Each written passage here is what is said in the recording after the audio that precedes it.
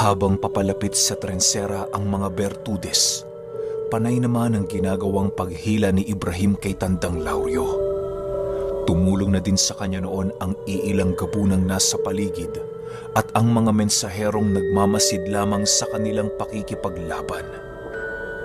Hindi pa man sila gaanong nakakalayo sa lugar, bigla naman silang natigilan ng masipat ni Ibrahim, ang Bertudes na merong pinapalabas na isang kulay itim na ahas. Ibang-iba ang nilalang na yun sa mga ordinaryong mga sawa, sa kadahilanang nagtataglay ito ng patrayangulong ulo. Matutulis din ang buntot nito at sa bawat pagbuka ng bunganga ng nilalang, tumutulo ang makamandag na laso nito.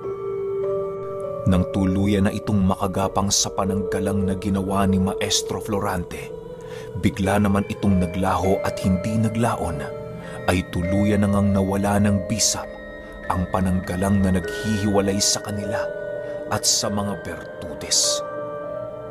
Matapos maramdaman ni Ibrahim ang mga pangyayaring yon, wala na siyang nagawa kung hindi ang tumigil sa pag-atras nang sa gayoy magawa nilang maipagtanggol ang lahat ng taong nanananahan sa baryo. Ginoong Lauryo, mukhang wala na tayong pagpipilian kundi ang lumaban. Nalaso na ang harang, kaya na may siguradong wala na tayong mapagtataguan. Wika ni Ibrahim. Kasabay ng pagwika nito ay siya namang pagsilay nila sa Bertudes. Nagdahan-dahang nilalagpasan ang mga trensera. Nang medyo makalapit na ito sa kanilang kinaroroonan, bigla naman itong tumigil habang patuloy na pinagmamasdan ang buong paligid. Maya-maya pa, sumunod na din sa kanya ang iilang mga Bertudes kasama ang mga sinasakyan nitong mga gerados. Sa puntong yon, wala nang naiisip na paraan sila Ibrahim para matakasan ang pangkat ng kanilang mga kalaban. Nang makatayo na noon si Tandang Lauryo, bigla naman itong inutusan ang isa niyang mensahero upang humingi ng tulong sa mga kasamahan nilang nasa karatig baryo. Ilang minuto pa ang lumipas, tanging pagmamasid lang naman ang ginawa nila Tandang Lauryo nang sa gayoy magawa nilang makapagbigay ng oras para sa mga gabunang hininga nila ng tulong. Tinawag na din ni Ibrahim ang kanyang maestro sa pamamagitan ng pagbulong sa mga engkantong nagmamasid sa buong paligid. Maya-maya pa, bigla naman nilang nakita ang pag-angil ng mga Bertudes habang patuloy na nagsisipaghanda sa kanilang gagawing pag-atake.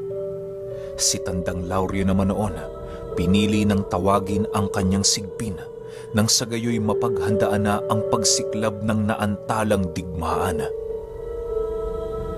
Sa pagpapatuloy ng pagmasid ni Ibrahim sa mga Bertudes, ang tanging nagawa na lamang niya noong mga oras na yon ay ang magbigkas ng iilan sa kanyang pangpoder bilang paghahanda para sa nalalapit na digmaan. Bihis ni Kristo, poder sa Ama, Anak at Espiritu Santo, ipagkaloob niyo sa akin oras-oras, umaga man o gabi. Bulong ni Ibrahim habang nakatitig sa mga Bertudes. Kasabay ng pagwika nito ay siya namang dahan-dahang pagbalot sa kanyang katawan ng kaanyuan ng tikbalang. Nang masipat ito ng mga Bertudes, agad namang sumugod ang mga ito upang magawa na nilang maumpisahan ang digmaan.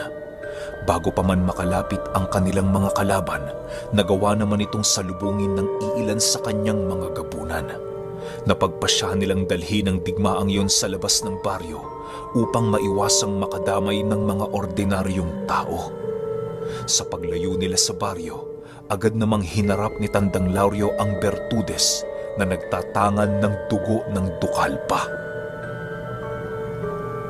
Sa mga hindi nakakaalam, ang dukalpa ay isang uri ng makamandag na ahas na nanggaling pa sa lugar ng Sorsogon.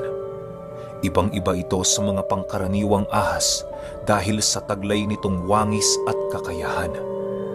May iilang mga mambabarang na nasa iba't ibang panig ng Pilipinas ang pumupunta roon para lamang makahanap ng mga dukalpa na maaaring panggalingan ng kanilang kapangyarihan. Sabi-sabi ng mga matatanda na ang dukalpa ay merong 3 uri. Ang isa sa mga ito ay ang mga dukalpang nakikita ng tao, at ang isa naman ay ang mga dukalpang nasa kaanyuan ng espiritu. Ang pangatlong uri ng dukalpa, ang pinakamapanganib sa lahat, gawa ng meron itong kakayahang mag-ipon ng mga masasamang esensya na kanyang nakukuha sa paligid. Ibig sabihin na kapag sobra na ang kasamaan sa lugar na kanyang pinaninirahan, maaaring mas tumaas ang tsansa na maging isa siyang nilalang na nasa panig ng kaliwa. Yun din ang rason ng iilang mga mambabarang para mag-alaga ng ganoong uri ng nilalang. Subalit ayon sa mga kakilala ni Tandang Lauryo, napakasensitibo umanong mag-alaga ng dukalpa sa kadahilanang wala itong kinikilalang Panginoon. Kapag naramdaman itong mahina ka sa kanya, hindi ito magdadalawang isip na ikaw ay tuklawin na siyang maaaring magdulot sa iyo ng sarili mong kamatayan. Marami na din umanong mambabarang ang nagbuwis ng kanilang buhay, mapangalagaan lamang ang ganoong uri ng nilalang. Sa kabilang dako naman, ibang-iba ang papel ng mga dukalpa sa mga bertudes. Kung ang mga ordinaryong mambabarang ay nagagawa nitong traidorin, ang mga dukalpa naman na pagmamay-ari ng mga ito ay halos napakatapat sa lahat ng aspeto. Kaya nilang patayin ang kanilang mga sarili kung ito ay mariing ipinag-uutos ng mga bertudes na nag-aalaga sa kanila. Kaya lang naman naging ganoon ito katapat sa kanila dahil sa tuwing sasapit ang pulahang buwan, iniinom ng mga bertudes ang mismong dugo ng dukalpa. Yon ang nagsisilbing sanduguan nila upang masigurong kahit na anong mangyari, walang magaganap na pagtatraidor sa kanilang pagsasama. Balik tayo sa kwento.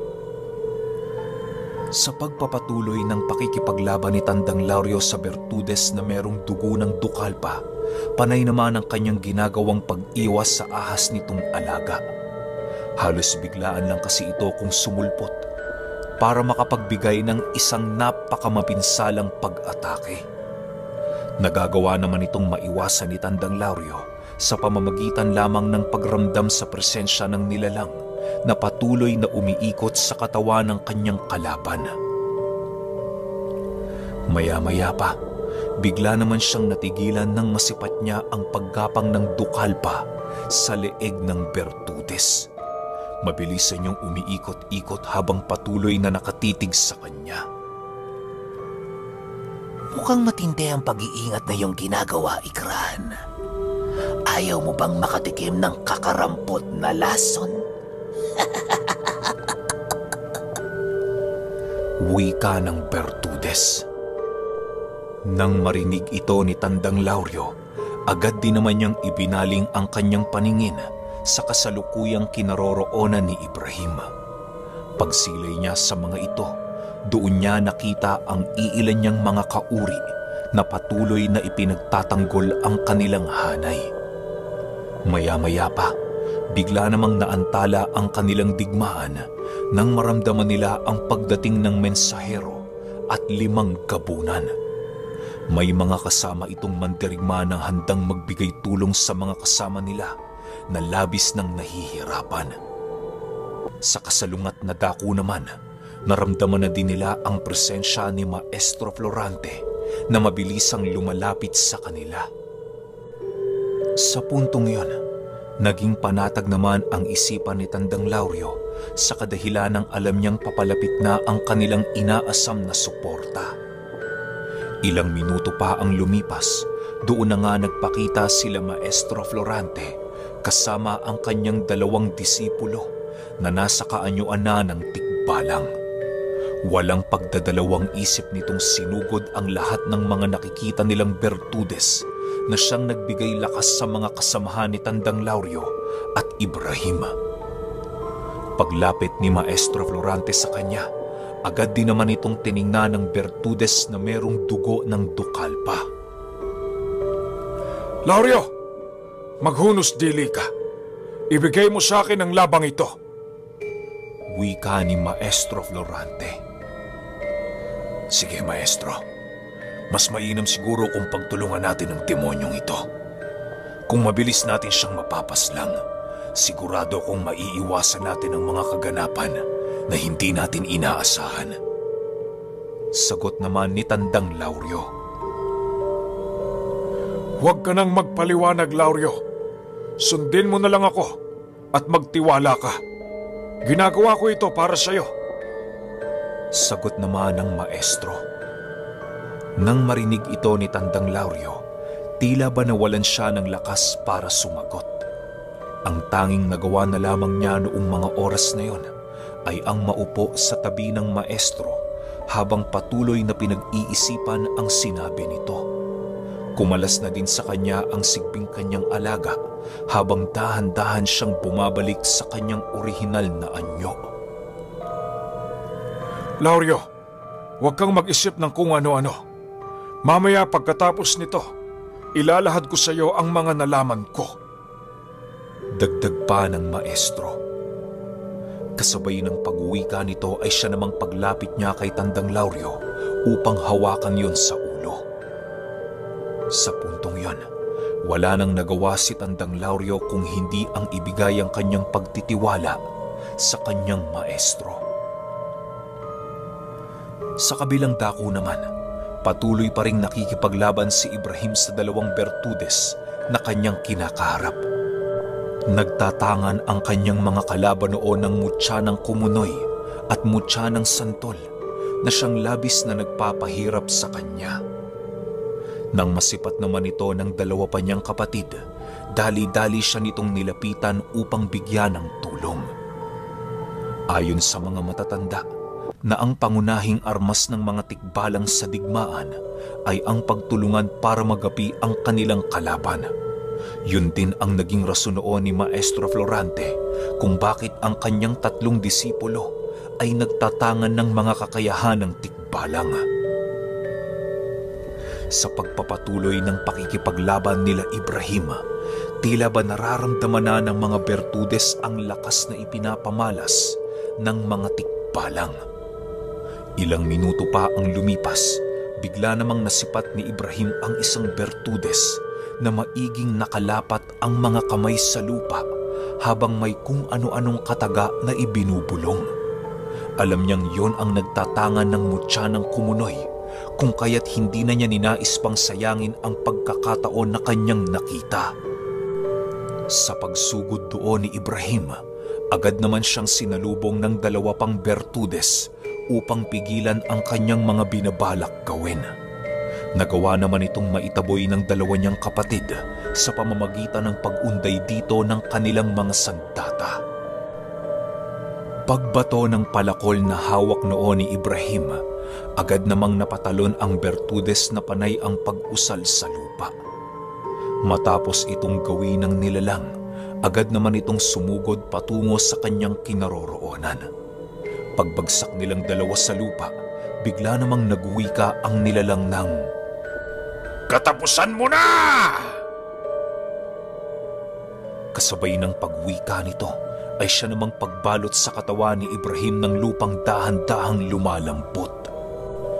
Pilit siya noong binabao ng bertudes na parabang nais siya nitong ibao ng buhay.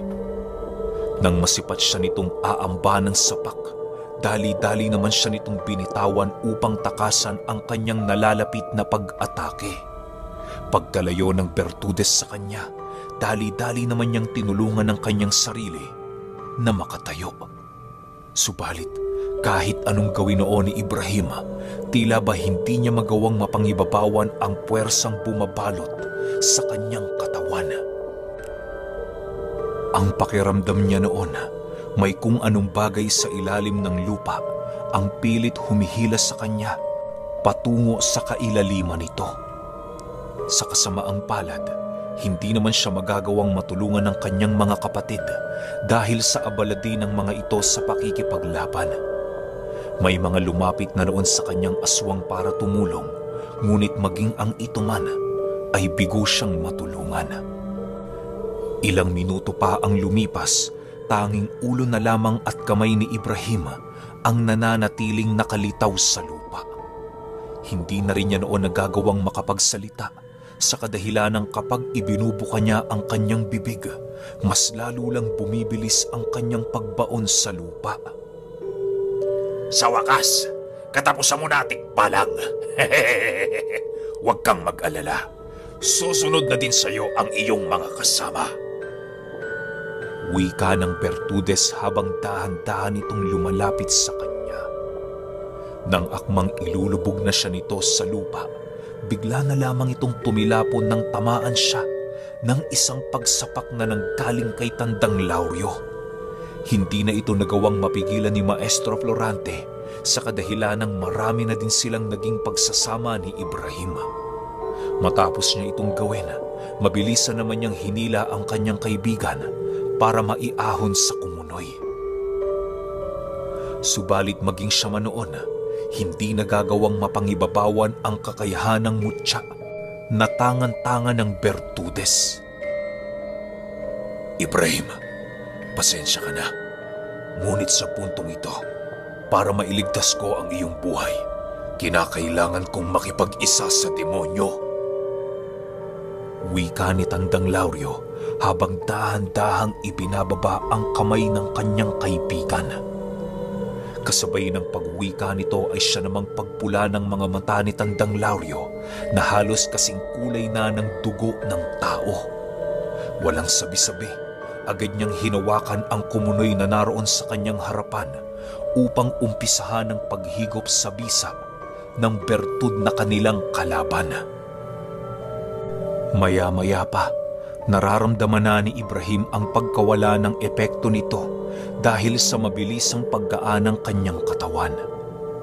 Ilang minuto pa ang lumipas, tuluyan na ngang tumigas ang lupa at kasabay nito ang dahan-dahang pag-ahon ng disipulo ni Maestro Florante. Pagtayo niya sa kanyang kinabagsakan, agad naman siyang sinunggaban ni Tandang Lauryo na parabang nagnanais din itong kunin ang kanyang kaluluwa. Ginoong Lauryo! Ako to! Si Ibrahim! Sigaw ni Ibrahim habang patuloy niyang nilalabanan ang pinunong gabunan. Kasabay ng pagwika nito ay siya namang pagbalibag niya kay Tandang Lauryo upang maitaboy yon sa kanyang kinaroroonan. Dali-dali ding tinungo ni Ibrahim ang kinaroroonan ng kanyang mga kapatid upang tulungan ang mga ito sa kanilang laban.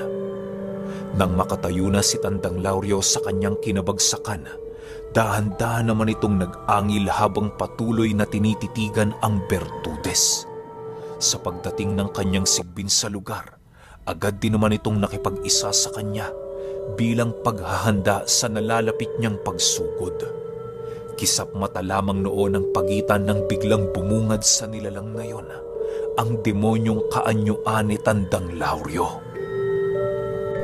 Pagsilay nito sa Bertudes na nakatayo sa kanyang harapan, agad naman niya itong sinugod ng walang pagdadalawang isip. Patuloy niya itong inatake hanggang sa dumating ang puntong ng hina na ito at dahan-dahang nawala ng kakayahan para lumaban. Animoy na pag-isip-isip din ng Bertudes na napakalayo na ng kakayahan ni Tandang Lauryo kung ikukumpara sa kanyang abilidad. Halos hindi na niya magamit noon ang buong potensyal ng kanyang bertud dahil sa kakayahan ng pinunong gabunan na maipagwalang bisa ang lahat ng kanilang karga sa oras na magawa niya itong mahawakan. Maya-maya pa, tuluyan na ngang napaluhod ang Bertudes sa lupa dahil sa pagtama ng napakalakas na suntok na nanggaling kay Tandang Lauryo. Hindi na din niya ito magawang labanan pa sa kadahilan ng patuloy na ginagamit ni Tandang Lauryo ang abilidad ng mutya ng kuwebang kanyang nakuha. Nang masipat niyang tatayo pa ang nilalang, agad naman niya itong nilapitan at mabilisang hinawakan sa liig. Halos tumagos na noon ang kanyang mga kuko na siyang nagdulot ng matinding pinsala sa Bertudes. Bago pa man tuluyang bawian ang demonyong kanyang tangan-tangan, sinigurado niya munang magagawa niyang mahigop ang kakayahan nito. Subalit, nang akmang hihigupin na niya ang kakayahan nito, bigla naman siyang naantala nang masipat niya ang dalawang bertudes na papalapit sa lugar na kanilang pinaglalabanan. Pagbato ng sibat ng isa sa mga ito, agad namang lumundag ng napakataas si Tandang Lauryo upang maiwasan ang pag-atake. Nang madapo na siya di kalayuan sa mga bertudes, agad naman niyang hinigop ang mga kakayahan ng mutya na naroon sa tangan-tangan niyang bertudes. Matapos niyang gawin ang bagay na yon, labis na lamang ang pagsisigaw ng demonyo para maisalba ang kanilang galit laban kay Tandang Lauryo. Ilang minuto pa ang lumipas, doon na nga nag-umpisang magwala ang pinunong gabunan sa buong paligid. Lahat ng mga nilalang na malapit sa kanyang kinaroroonan ay walang tigil niyang sinunggaban na siyang nagbigay takot sa magkabilang panig. Pagsipat doon ni Maestro Florante, mabilisan naman niyang iniwan ng bertudes na kanyang kaharap upang tulungan si Tandang Lauryo. Hindi pa man nakakalapit noon ang maestro, panay na ang ginagawa nitong pag-uusal para ipako si Tandang Lauryo. Pagbitaw niya ng mga tigalpo sa buong paligid, agad naman itong nasalag ni Tandang Lauryo ng walang kahirap-hirap. Lauryo! Huwag mong hahayaang pangibabawang ka ng demonyo! Sigaw ni Maestro Florante habang mabilisang lumalapit kay Tandang Lauryo. Nang marinig naman ito ng pinunong gabunan, mabilisan din naman siya nitong sinugod ng walang pag-aalinlangan. Paglapit ni Tandang Lauryo sa kinaroroonan ni Maestro Florante, agad naman siya nitong sinuntok, gamit-gamit ang kaliwang kamay na merong baong mutya ng kampana. Halos bumao ng buong katawan noon ni Tandang Lauryo sa isang puno dahil sa lakas ng pag-ataking kanyang natamo. Habang hindi pa siya noon nakakabangon, agad naman siyang nilapitan ni Maestro Florante upang matulungang maibalik ang kanyang nawalang wisyo. Lauryo! Lauryo, gumising ka! Hindi mo kailangan ng lakas ng demonyo upang magtagumpay sa digmaan. Manalig ka sa iyong kakayahan.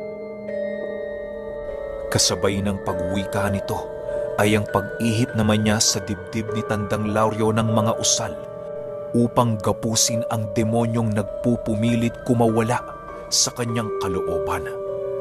Paulit-ulit niyang ginagawa ang bagay na yon na siyang nagbigay naman ng pagkakataon para sa bertudes na merong dugo ng dukalpa. Habang abalang-abala noon si Tandang Lauryo, hindi niya nagawang maramdaman ang mabilisang pag-atake ng bertudes na minsan niyang tinalikuran. Kisap mata lamang noon ang pagitan nang bigla siyang tamaan ng mga maliliit na bato na siyang nagdulot ng labis na sakit sa kanyang tadyang. Gayunpaman, kahit gano'n na ang kanyang nararamdaman, patuloy pa rin niyang hinahawakan si Tandang Lauryo upang maibalik ang dati nitong wisyo. Maya-maya pa, muli na naman niyang naramdaman ang muling pag-atake ng bertudes na siyang nagdulot sa kanya ng labis na pinsala. Napapasokan na siya noon ng dugo, ngunit hindi niya pa rin pinipiling iwan si Tandang Lauryo. Sa pagtulo ng kanyang dugo sa dibdib nito, bigla namang nagulat si Maestro Florante nang biglang magwika si Tandang Lauryo ng, Maestro, umalis na ho kayo dyan. Huwag niyo ho kong pigilan dahil para ito sa ating mga kababaryo. Magtiwala kayo. Kaya kong kontrolin ang sarili ko. Kasabay ng pagwika nito ay siyang dahan-dahan naman niyang paghawi kay Maestro Florante upang kaharapin ang bertudes na merong dugo ng dukalpa. Wala nang nagawa noon ng maestro kung hindi ang sumang-ayon sa nais nito. Ilang segundo pa ang lumipas, bigla namang sinugod ni Tandang Lauryo ng buong lakas ang bertudes na merong dugo ng dukalpa. Ginamitan niya ito ng mga sabulag ng mutya ng kuweba nang sa gayoy hindi nito magawang matunugan ang kanyang gagawin. Sa patuloy na paglaho at paglitaw ni Tandang Lauryo sa buong paligid, nananatili namang mahinahon at maiging nagmamasid ang kanyang kalaban. Nang makahanap na siya ng pagkakataon para umatake, agad naman niya itong ginawa ng walang pagdadalawang isip. Paglitaw niya sa likurang bahagi ng nilalang, bigla naman siya nitong sinunggaban, ngunit sa kasamaang palad, nagawa siya nitong maiwasan.